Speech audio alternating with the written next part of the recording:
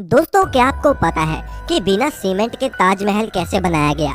जबकि आज तक तो बड़ी बड़ी बिल्डिंग्स और पुल वगैरह सीमेंट से ही बनते हैं और सौ सौ सालों तक खड़े रहते हैं, लेकिन ताजमहल तो बिना सीमेंट के बनाया गया है। तो फिर कैसे वो करीब 350 सालों से इतनी मजबूती से खड़ा है? फिर चाहे कितना ही बड़ा भूचाल आ जाए, चाहे कोई भी नेचुरल डिजास्टर हो जाए, ताजमहल वहीं का वहीं खड़ा है। आखिर कैसे? और क्या आपको पता है कि उस समय ताजमहल कितने रुपयों में बनाया गया होगा? क्यों ताजमहल को यमुना नदी के किनारे बनाया गया? और साथ ही में आप ये भी जानोगे कि क्यों ताजमहल में आज तक लाइट्स नहीं लगाई गई। बस आप वीडियो के लास्ट तक हमारे साथ बने रहिए और नए यूजर इस चैनल को सब्सक्राइब जरूर कर लेना।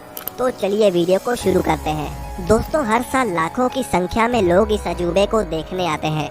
आपको इसकी हिस्ट्री का तो पता ही होगा कि कैसे शाहजहां ने अपनी बेगम मुमताज के लिए इतना बड़ा मोनूमेंट खड़ा कर डाला। उन्होंने अपने प्यार को मुमताज की मौत के बाद एक्सप्रेस किया था। लेकिन दोस्तों, ये बिना सीमेंट के आखिर इतना बड़ा मोनूमेंट खड़ा कैसे हो गया? जबकि सीमेंट का आविष्कार 1824 में एस्पिरिन नाम के एक इंटेलिजेंट इंसान ने किया था, जो कि इंग्लैंड में रहते थे, और इन्होंने ही दुनिया का सबसे पहला सीमेंट का कंपनी बनाया, जिसका नाम था पोर्टलैंड सीमेंट। और ताजमहल का कंस्ट्रक्शन 1631 में शुरू हुआ और 1648 में जाकर खत्म हुआ। लेकिन बिना सीमेंट के ही ये खड़ा हो चुका था, जिसे आज तक एक भी खरोच नहीं आई। दरअसल सीमेंट के इन्वेंशन से पहले आर्किटेक्ट एक खास तरह के पेस्ट का इस्तेमाल करते थे, जिसमें बहुत अजीब अजीब चीज़ें होती थी।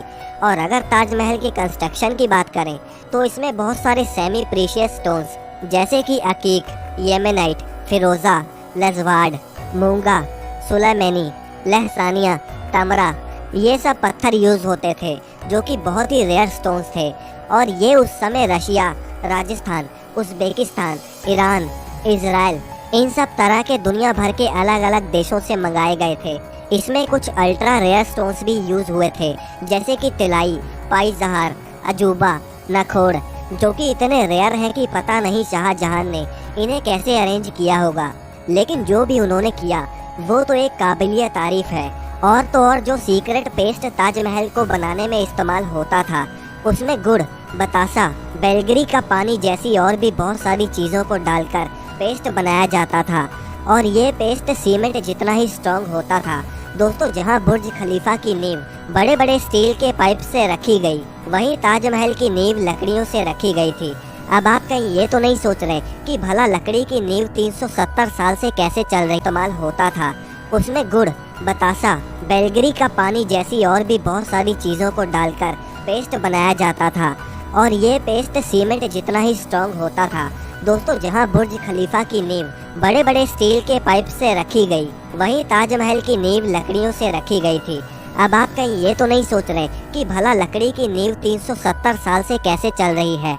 दरअसल इसमें सबसे बड़ा रोल यमुना नदी का है। यमुना सिर्फ ताजमहल को अच्छा व्यू ही नहीं देती, बल्कि अगर यमुना नदी ना रहे तो ताजमहल गिर भी सकता है। इसमें होता यह है कि पहले के इंटेलिजेंट लोगों ने इसमें ऐसी लकड़ी का इस्तेमाल किया जिसमें चाहे जितना भी पानी लगता रहे, वो लकड़ियाँ और भी स्ट्रॉन्ग होती चली जाएंगी, वरना बाकी लकड़ियाँ नमी की वजह से खराब हो जाती हैं। और यही वजह है कि ताजमहल के खड़ा रहने में यमुना नदी का बहुत बड़ा हाथ है।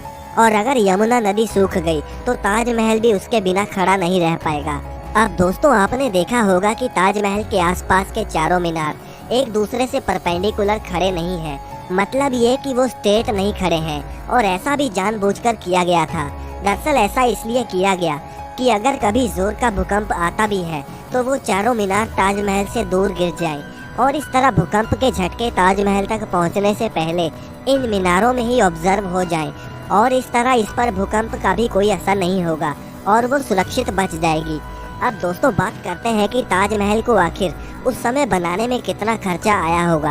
आप जानते हैं कि उस समय 1 रुपए की कीमत भी बहुत ज़्यादा होती थी, और अगर इन्फ्लेशन के हिसाब से देखें तो आज ताजमहल की कॉस्ट आती है अप्रॉक्स 1 से लेकर 2 बिलियन डॉलर, यानी करीब 8,000 करोड़ से लेकर 10,000 करोड़ तक इस मोनूमेंट को बनाने में खर्चा हुआ है। अब दोस्तों, ताजमहल में लाइट क्यों नहीं लगाई गई, क्या आप जानते हैं? दरअसल ताजमहल का सफ़ेद रंग लाइट को सबसे ज़्यादा रिफ्लेक्ट करता है और इसीलिए अगर रात के समय ताजमहल पर लाइट्स लगा दी गई तो ताजमहल के पत्थर लाइट को रिफ्लेक्ट करेंगे और साथ ही में ताजमहल भी काफ़ी ज़्यादा चमकेगा, जिससे आसपास के कीड़े मकोड़े उस पर आके चिपकेंगे और ताजमहल के पत्थर को भी नुकसान पहुंचाएंगे। और यही वजह है कि आज तक ताजमहल पर लाइट्स नहीं लगी। दोस्तों, वीडियो अगर पसंद आए तो इसे लाइक करके चैनल को सब्सक्राइब करना ना भूलें।